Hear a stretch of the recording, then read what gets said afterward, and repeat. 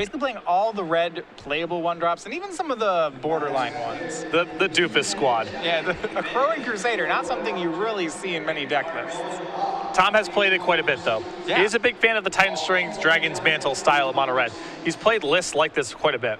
And we did see a Crowing Crusader make an appearance in Stanislav Sivka's block deck that top-aided the Pro Tour as well. So that is a card that's starting to hang out on the fringes of Constructed.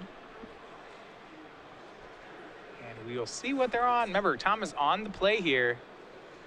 And to me, a lot of this result hinges on Tom's hand a lot more than Ben's. It seems like if Tom has a good enough draw, he's almost playing against a brick wall. Right. We saw that before when Tom was on the play in the top 8 against Brad Nelson. Game 1 kept a hand that I don't know if Brad's deck could produce a draw that could stop it. Brad had great spells and wasn't even able to do anything. You can see a couple of people on the rail here, probably fans of Ben Friedman there, Joe Demestrio, I know he's very tight with Ben, and Kurt Spies, another Baltimore area player. All right, we are underway. Tom, as usual, with a 1-drop, it's going to be Rakdos Cackler. We will see what Ben Friedman can do. Looks like he has a Banishing Light and Desecration Demon to start it out.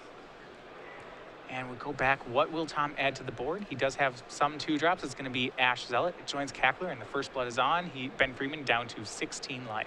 And this opening is pretty important here for Tom. It means that he has an enchantment target that's stable. Neither Ultimate Price nor Doomblade nor Devour Flesh can touch the Rakdos Cackler. And so if he wants to start playing Madcap skills and such, he has a good target. Yeah, Ben plays a Mutavault. He does seem to have some answers at the ready. A Ultimate Price, a Banishing Light. He'll be playing 1-for-1s every turn, but will it be enough? He doesn't have his white mana yet even. So you see a pre-combat Fire Drink Crusader here. That's to give Ross some protection against a Devour Flesh. He wants to make Ben pull the trigger on it before combat. Yeah, and that swing's gonna happen, and the Ultimate Price will come down on Ash Zealot. So Ben only takes 2, goes to 14.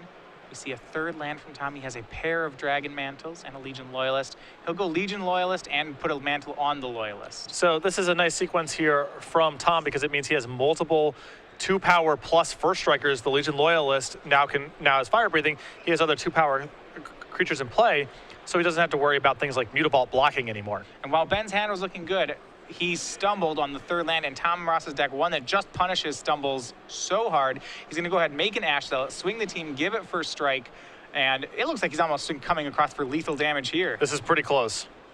And arguably Tom flooding out a little bit in this game too, but still too much action. Yeah, that's 8 damage across to Ben. Ben drops down to 6, and with no land there, it looks like that's going to seal up the game. That sums up the matchup right there. Ben drawing Read the Bones this turn. Yeah, that's really a card he doesn't have time for. Ben, all right, he makes a show of it. He's gonna play a 2nd pack rat. Remember, all of Tom Ross's attackers get first strike thanks to Legion Loyalist. So this is just a massacre which is about to happen. This is purely incidental. I mean, just an attack here. I don't know if there's any way for Ben to block. He does not appear so, and a bemused Ben Friedman picking up his cards here. Wow. Yep. Well, game 1 of the books so far. So 7 straight wins in the top 8 for Tom Ross, making it look easy. Yeah, just Tom Ross here shaking out the bottom of the trash can for his deck this weekend, but just sawing through people. It is awesome to watch. All right, we're going to bring you back to the booth while these players sideboard here. This is our 3rd trivia question of the Invitational. So I'm going to go over the rules, and as the mono red player, I'm going to have you throw out a question to them. Remember, the rules are, if we're going to ask a question, and if you can correctly tweet the answer to this question at SCG Live with the hashtag SCG Premium, at the end of the finals, we will select one of the correct answers to win a year's worth of Star City Games Premium. Tom Ross has a variety of odd 1s and 2-ofs in his sideboard. One of those is a land. Can you name that land? All right. If you believe you know the answer, go ahead and tweet us at SCG Live and make sure you put the hashtag on it. Looking into the match, that was fast. So we saw a lot of cards in Ben's hand that are actually just not cards. We saw, Read the Bones. You talk about Underworld Connections just being virtually uncastable. What are the castable things? Well, I guess, first of all, how many uncastable cards does he have? Well, and how many castable cards does he have to side in? I would argue that Read the Bones and Underworld Connections are both uncastable. That is 4. I would argue that Lifebane Zombie is very close to uncastable. That gets us up to 8. I would argue that some number of the Thoughtseizes are uncastable. Maybe not all 4 need to go, but quite a few. That's where he needs to start, in my opinion, to start shoring this up. To that end, he has in his sideboard 2 copies of Duress, an Erebos God of the Dead, a Whip of Erebos, another Obsidian, 2 Freakish Cures, 2 Doom Blades, a Deicide, a Bioblight, an Underworld Connections, a Banishing Light, 2 Sin Collectors. I think the discard spells are reasonable to bring in, the 2 copies of Duress. Tom with, well, more than enough spells here for Duress to reliably hit. I think the 2 Freakish Cures and the 2 Doom Blades can also come in. The Bioblight, the Banishing Light, the 2 Sin Collectors are an upgrade over Lifebane Zombie or Thoughtseize, and the other Whip of Erebos as well. So I think 11 cards they could board in here, potentially. I think that gets him something close to a palatable deck construction for the matchup. He's still going to be swimming upstream here. The matchup's bad for him in a number of ways, but if he can bail on the cards that are just not even cards in the matchup, I think he can have a shot of possibly getting to Obsidat and Elspeth and winning the game. I'm wondering if, so I'm even going to throw out, if he just wants cheaper spells, he could even go with Deicide. I mean, you assume Tom will be boarding in an Eidolon, he plays some Madcap skills. It sounds really bad, but it just seems like Ben needs to lower his curve as much as he can. There is an argument for that. I just think that Ben needs to make sure that everything works. He can't be caught with the wrong answer to the wrong threat. So it's a little risky to bring in a card that potentially doesn't do anything. All right. Let's see what he can bring in. So, all right, if things go Ben's way, he actually has enough removal in the early game. First, it sounds like he probably needs to score a 2-for-1 with some of his removal or life gain. So either a Bioblight, a Pharika's Cure, something that can maybe slow down the pace. Yeah. Then how does he close out? What does the game look like if Ben wins one? He kills enough stuff, keeps his life total high the whole time, and deploys any one of his powerful cards. That's good enough to win the game. And that's Desecration Demon, Elspeth, Obsidat. Yes. All those are good enough on stable boards. Whip of Erebos count? Potentially, depending. It depends on other variables. All right, well, we are underway. Ben is on the play. That will afford him a turn to scry with this tempo. Passes back. You do see a Bioblight in his opener and a Devour Flesh, so he has no shortage of removal. As you said, building up toward one of those finishers, he has an Obsidat in play. We'll see, though, if he can get through without stumbling. Fire Drinker Satyr for Tom Ross. And Ben looks like he has a great hand for the matchup here. A lot of removal. A Mutavault that can fend off some of the 1-power creatures that Tom brings to the table. A powerful finisher. He's got, this is the type of hand he needs. Yeah, absolutely. Ross with the start matching his from last time. He plays turn 1 Fire Drinker Satyr into a turn 2 Ashzal. Looks like he's going to crash for 4 damage. I'm not sure this is happening yet. I think Ben will try to preserve his life total here. Yeah, he's looking at both Devour Flesh and Ultimate Price just to trying to decide which one he wants to deploy. What do you think are the advantages, one over the other? I think Ultimate Price is slightly more reliable to keep in your hand, and you kind of don't matter what you trade with. The upside of the Devour Flesh is the game could get to a spot where you're Devour Fleshing yourself, especially if Desecration Demon's involved. All right. Looks like he's going to go for the Devour Flesh. I would think against a deck with Madcap skills, you'd want to hang on to that Ultimate Price. That's another factor, too. The Edicts are a little bit rough if Tom is floating the board and then playing pump spells. You'd much rather have your Ultimate Price in that world. All right, so Devour Flesh will hit. Tom's going to sacrifice. He'll go to 22. Ben will save 2 life points there, only drop to 18. I'm looking at Tom's hand. He has a pair of lands in it, and it looks like a shock and a couple among other spells. This, to me, feels like a game where Ben can win. For sure. Shock, Titan Strength, it looks like Rubble Belt Maka is the remainder of his hand. Yeah, not very good at fighting a removal spell here and a Desecration Demon next turn, which I believe is what Ben has access to. And even though Tom is flooding out here a little bit, let's keep in mind that turn 1 and turn 2 were fine. Even if he had a lot to do on the 3rd turn here, the Desecration Demon would still likely be good enough. It's just about bridging through these first couple of turns, and then Ben can start deploying real cards. Yeah, we saw there with Ben, Ultimate Price takes care of Ash Zealot, and Desecration Demon's down for Ben. This is the first time we've seen anyone manage to clear the board against Tom Ross in this top 8. And this is the problem with Ross's style of deck is I don't think he can come back from spots like this. Yeah, once it's fair to say once all his creatures are answered, he's generally behind. He's on the burnout plan. Yeah, and his deck doesn't really even have that much burn. I mean, it's haste creatures plus pump spells, and there it is. You joked when I referred. I asked how often it happens. You joked. You laughed at me before when I said it was a split card, a pump spell or a creature, and here it is. All right, how many times is it cast as a 3/3 in games that you actually can win? Like, I feel like he had to cast it because he's just kind of resigned to the fact of, well, that's where we are. We're at the point where we're playing Hill Giants. Listen, it's not good. It's not good, but you can do it. And Ben trying to decide right now if he wants the Bioblight. I like main facing the Bioblight here instead of fighting over on Tom's turn because of Titan Strength, and Ben draws the same conclusion. Yep, hits in for 6. Tom down to 15, still with an empty board. He has found another creature, but it's not a good one. It's Legion Loyalist. Comes across. Ben doesn't even try to block it with Mutavault. It's just, he's feeling real confident, just can take some damage. No reason to risk it. Ben's hand right now is Elspeth and Obsidat, so I would not risk the land for any amount. Yeah, Eidolon of the Great Revel, that was the play for Tom. That's not going to do anything right now, though, as Ben's cards, they are 5 drops and 6 drops, and they are quite good at dealing with Tom's deck. And just going to swing for 6 more, hits Tom down into single digits. Obsidat, Ghost Council, hits play, gains Ben 2 more life. And I like playing Obsidat this turn. Elspeth, not a good defender in the face of the Legion Loyalist, and Obsidat also represents more pressure the following turn. So Tom Ross loses his first game of the top 8. Unfortunate, but it's easy to look at that game and say, well, Tom flooded out, whatever. Didn't really matter in my mind. Even if Tom had a good third turn, I think he would have been hard-pressed to win that game. What if he's on the play? How much does that change it? He's going to get to be on the play again game 3. A lot. What does your board look like when your opponent deploys Desecration Demon is a huge deal? Because you're not going to kill that thing. You can't pump through it. It's basically asking you to sacrifice a creature a turn. If your board's advanced or you have expendable creatures, if the Crusader is making some extra tokens, Desecration Demon isn't even a play. When the board's empty, it's usually game over. So that's the card that's in my mind, the best litmus test for how the game is going. If Ben can't play the Desecration Demon, things are going really badly for him. And if he can deploy it, it usually means he's at least at parity and possibly ahead.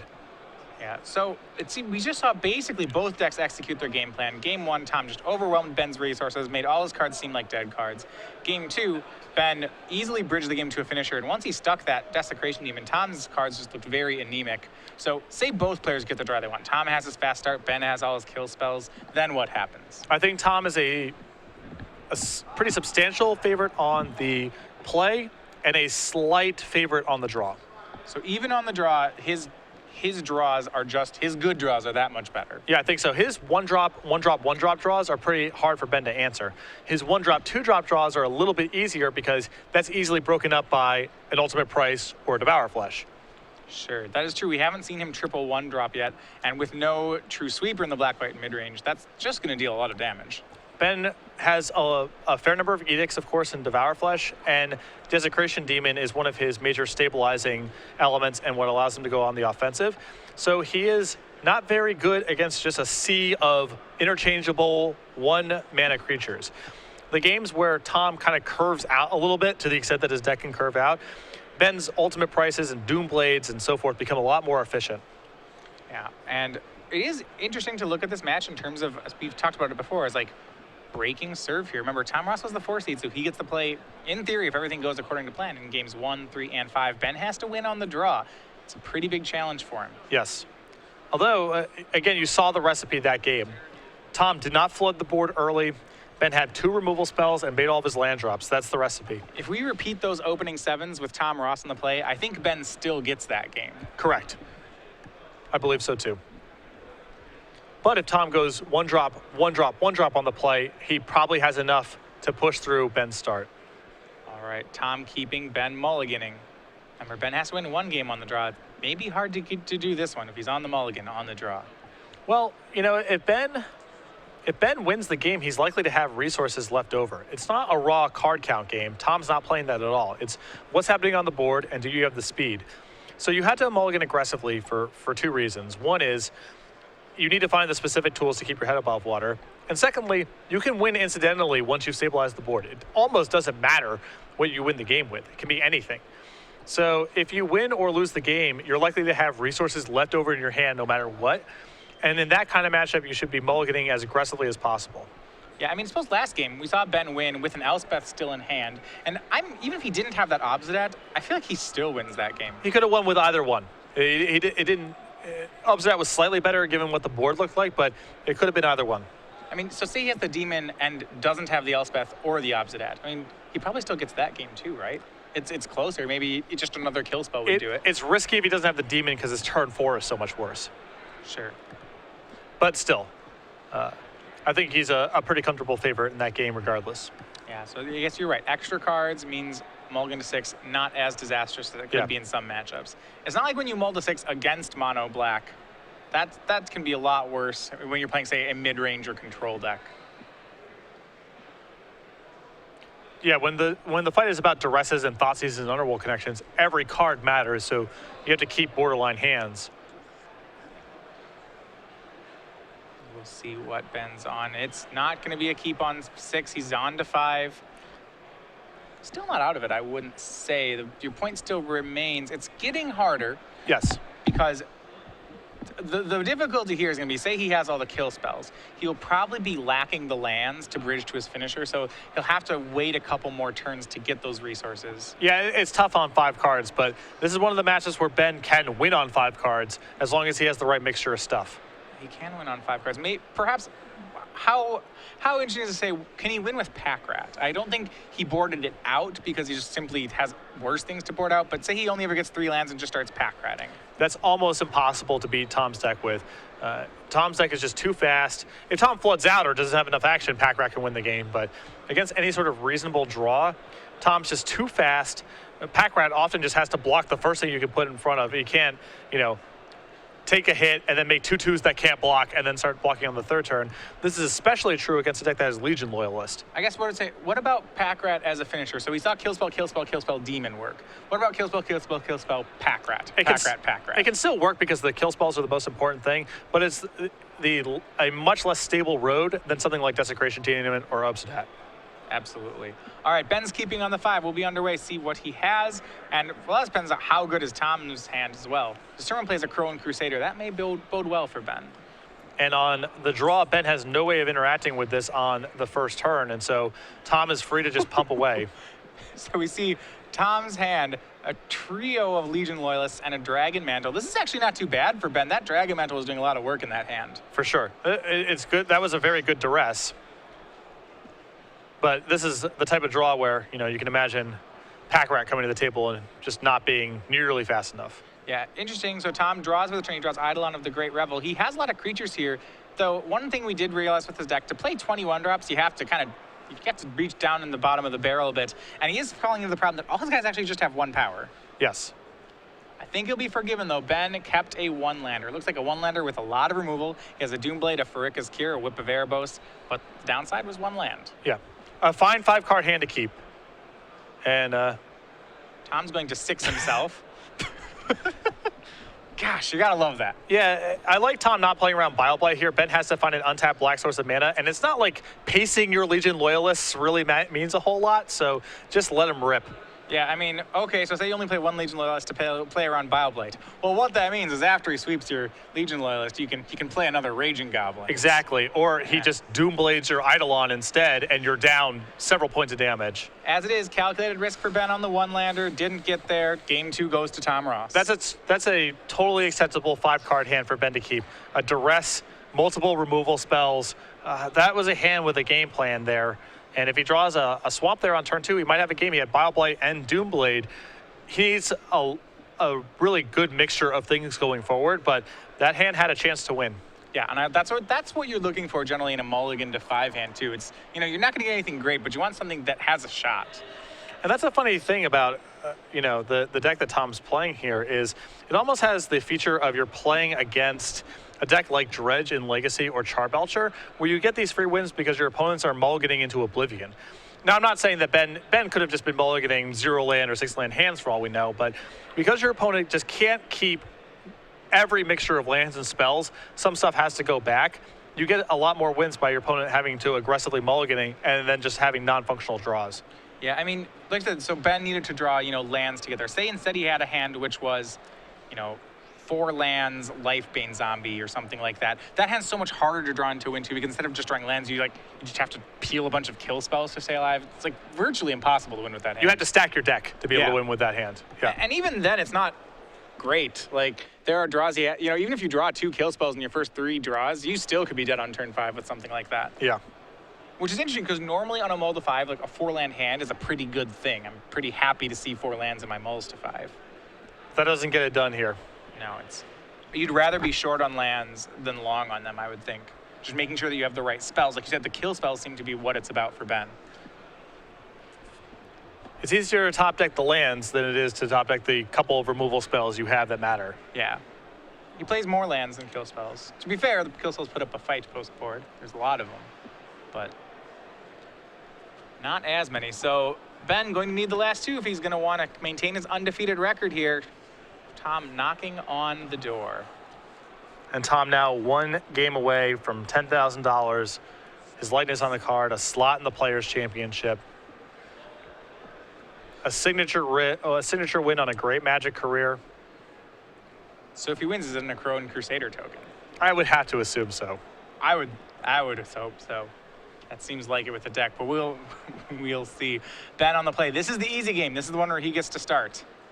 I would not call it an easy game. It's the easier game. Easier game, yes. It looks like Ben's in with a Whip of Erebos in it. So he's got a Banishing Light, Whip of Erebos, has a game plan to seal it up. We'll see if he can bridge to it. It's a Rakdos Cackler starting for Tom Ross. Ben has Pack Rat. So he said far too slow, but probably something he can't cut. Yeah, on the play here, this is his best shot to be good. We'll see what kind of... Tom has a shock in his hand, and this really speaks to the kind of matchup that we have here. Tom is not even bothering to kill it. Rat. He gets more upside. If Ben wants to make his turn here just making a rat, if he gets involved in combat here, the shock blows him out. And even if he doesn't, then he can shock one of the Pack Rats, keep Ben from making them into 3/3s, and just bury him under the tempo. Yeah, so we see there Ben down to 16 with Rakdos Cackler and Ash Zealot. And it looks like just a multitude of weapons in Tom's hand. He has Madcap Skills, Fire Drinker Satyr, Titan's Strength, all available to him right now, and the Shock, as you said. Yeah. Madcap Skills, you know, the odd duck out there, it costs 2 instead of 1. Yeah. A ripoff. Yeah, well, it's just so expensive. Land 3 for Ben Friedman. He does have a Banishing Light. I mean, and we'll see what he thinks of the Pack Rat plan. You know, is he going to Pack Rat here, or is he going to Banishing Light? There's an argument because of Whip of Erebos that he wants to Pack Rat. I still think that, you know, it's hard to imagine him beating any follow-up because Tom's deck is really impossible to block against in this spot, and may not even be capable of blocking next turn. Let's say Tom has a Lightning Strike, and then they go from 3/3s to 2/2s. It's maybe this is the best thing that Ben's hand allows him to do, and if he's trying to get to Whip of Erebos, maybe that's, you know, this is the best spot, but he can't just overwhelm Tom with Pack Rats. That's not an option on the table. Swings for 2. Actually, that was a redundant Whip of Erebos, so really just not discarding a card there. But he does make Pack Rat. What's interesting, he made Pack Rat over Banishing Light. He had the choice. And this seems to me like he's going to try to maybe make 3/3s and then slam that Whip of Erebos. That's how it feels to me as well. All right, but Tom going to have none of that. He's going to go ahead and shock Pack Rat, keep bringing it back down to a 1/1, play a Fire Drinker Crusader, and swing 4 more. Ben is down to 12. And this is the issue, 1 spell a turn here. I think, now Ben has drawn a second Banishing Light. So this means that if he draws a land next turn, he has the option to basically two things. Make a Pack Rat or Banishing Light plus a removal spell that can start to get his head above water here. We'll see what he does. He does have Banishing Light here. It's Banishing Light or Pack Rat. It's a pretty important decision for him right now.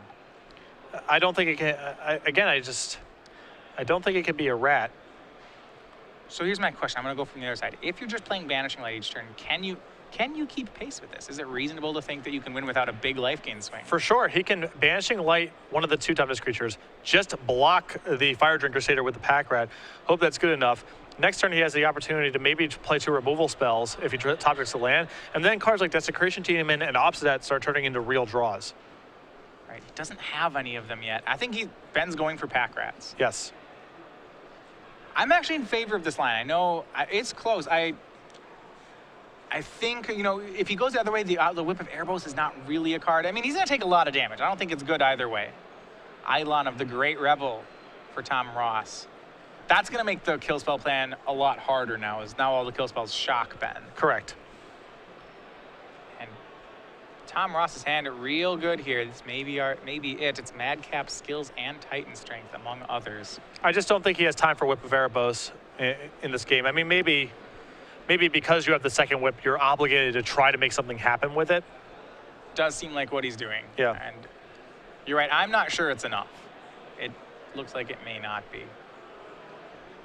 Tom couldn't swing for 6 here. He could put Ben down to 6. Now let's go through it. If Ben makes a pack rat on end step, then plays whip and swing, so Ben will go down to 6, he'll go up to 10, and then he'll die on the next swing. Yeah. All right, Fire Drink Crusader jumps in front of, or pack rat more rather, jumps in front of Fire Drink Crusader. They're gonna trade. And so it looks like Ben was wanting to ultimate price this turn.